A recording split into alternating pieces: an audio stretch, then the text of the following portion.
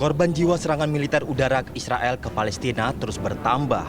Pejabat medis Palestina mengungkapkan hingga saat ini korban tewas sudah mencapai lebih dari 100 orang. Di sisi lain, Palestina tak tinggal diam dengan serangan brutal Israel. Kelompok Hamas langsung membalas dan menembakkan sejumlah roket ke Israel. Serangan roket Hamas sontak memicu serangan balasan dari Israel. Sampai saat ini, Israel masih terus menggempur dan meluncurkan serangan udara ke kota Gaza. Tindakan Israel menggempur kota Gaza sontak mematik reaksi internasional. Warga dan pemimpin dunia termasuk Indonesia mengutuk keras atas kebrutalan Israel terhadap Palestina. Konflik Israel-Palestina semakin memanas selain melancarkan serangan militer udara. Israel telah memperkuat keberadaan militernya di Gaza dengan mengerahkan tambahan pasukan dan tank. Hal ini membuat kemungkinan melancarkan operasi darat. Lantas sampai kapan ketegangan antara Israel dan Palestina akan berakhir? Lalu sejauh mana peran Indonesia dalam menyelesaikan konflik Palestina-Israel? Mengingat Indonesia konsisten menyuarakan hak-hak rakyat Palestina, termasuk mendorong berdirinya negara Palestina yang merdeka. Tim TV One mengabarkan. Ya pemirsa, mungkin ini pertanyaan klasik yang memang selalu kita tanyakan tapi memang belum terwujud. Akankah konflik Israel-Palestina atau konflik yang terjadi di jalur Gaza pemirsa akan selesai? Karena hingga hari ini, malam hari ini bahkan serangan darat dan udara dilancarkan oleh militer Israel pemirsa. Hamas pun juga tak tanggung-tanggung, 1.000 roket sudah dilontarkan ke wilayah Tel Aviv. Itu yang akan saya bahas di malam hari ini. Sudah ada di sini Prof. Makarim Wibisono. Selamat malam, Assalamualaikum Prof. Dan juga telah tersambung di sini juga nanti kita akan berbicara dengan kontributor kita yang ada di Palestina, Mas Hussein. Mas Hussein, selamat malam. Selamat siang waktu Gaza. Selamat siang waktu Gaza. Dan juga sudah hadir di sini yang paham betul juga kondisi dan konflik di sana, Mas Faisal Assegaf. Selamat malam. Malam. Ya, kita dengar terlebih dahulu ya, saudara kita di Palestina hingga malam hari ini waktu Indonesia dan siang waktu Palestina seperti apa.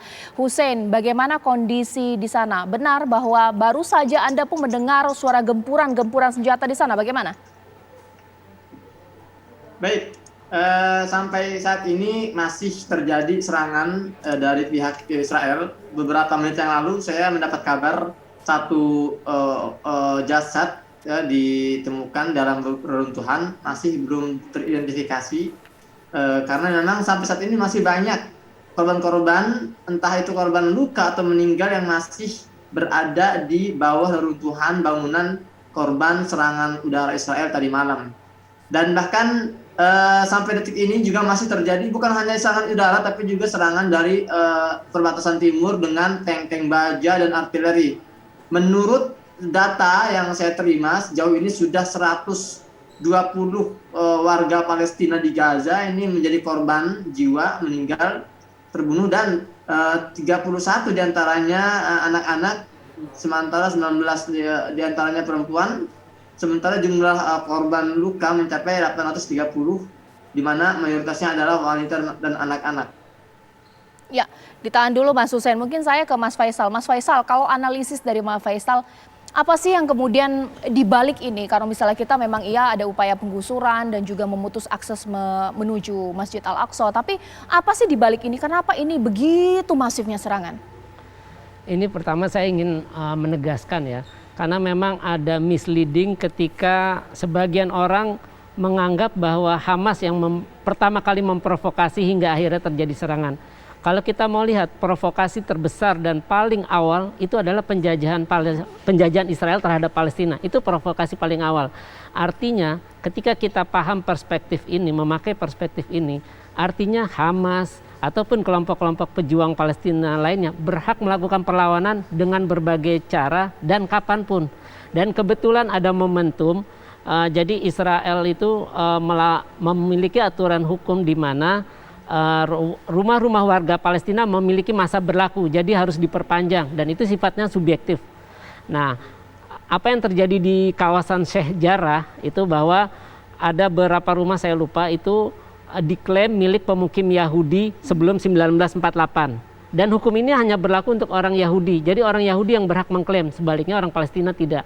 Nah, ini adalah bentuk kebijakan dari Yudaisasi. Nah, hal inilah yang akhirnya memicu perlawanan dan juga protes dari orang-orang Palestina, termasuk yang dilakukan di Al-Aqsa. Kebetulan momentum Ramadan spiritnya berbeda. Nah itu. Nah akhirnya perlawanan terus berlanjut, dan ketika Israel terprovokasi dengan adanya mereka, kalau tidak salah kan di Yerusalem itu ada teriakan sebelum mulai perang Senin itu kan ada teriakan bom Tel Aviv, terus ada gambar para pemimpin Hamas posternya, itu memicu provokasi dari pasukan Israel untuk menyerang, menyerbu masuk. Ya itu malah makin meningkatkan ketegangan dan akhirnya meluas. Sehingga akhirnya terjadi perang yang seperti sekarang terjadi. Prof Makarim, ini kan gambar yang kita saksikan bahwa serangan udara juga dilancarkan oleh Hamas, serangan darat udara dilancarkan oleh tentara Israel. Dunia internasional melihat ini bagaimana? Apakah mereka kemudian bahwa yang paling menderita di sini adalah rakyat Palestina, tapi keberpihakan beberapa negara kepada Israel ini juga besar. Ini bagaimana, Prof? Kalau saya melihat ya, mengapa banyak sekali statement-statement yang menyerang Israel ya dalam hal ini kalau dibandingkan dengan kasus-kasus sebelumnya, yaitu karena kasus ini terjadi di Masjidil Aqsa. Ya. Masjidil Aqsa di tempat suci buat umat Islam, ya apalagi sekarang ini periode menjelang Idul Fitri ya, sudah dalam pada ini ya, jadi itu dianggap keterlaluan, apalagi yang masuknya tentara Israel tuh IDF tuh itu ke sektor wanita kan, masuk dulu dari sektor wanita. Padahal itu sektor wanita itu kan sangat tertutup buat laki-laki kan, yang anukan itu semua itu merupakan suatu yang sangat memukul ya kesadaran mereka. Ya kalau dengan demikian maka yang tadinya negara-negara yang dianggap ya seperti Saudi Arabia, Bahrain, Uni Arab itu malah memberikan statement yang mengecam terjadinya kejadian yang ada di Masjidil Aqsa tadi itu. Karena ini adalah salah satu dari 3 tempat suci buat Islam. Sekarang saya tanya kepada Hussein. Hussein, kalau malam hari ini waktu Indonesia pasti siang waktu Palestina, kondisi di Al-Aqsa seperti apa? Masjidil Aqsa seperti apa?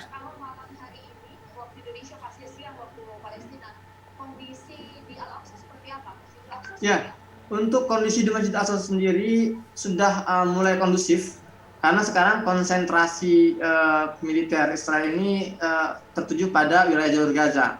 Meski demikian tetap ada aksi-aksi intimidatif dan represif terhadap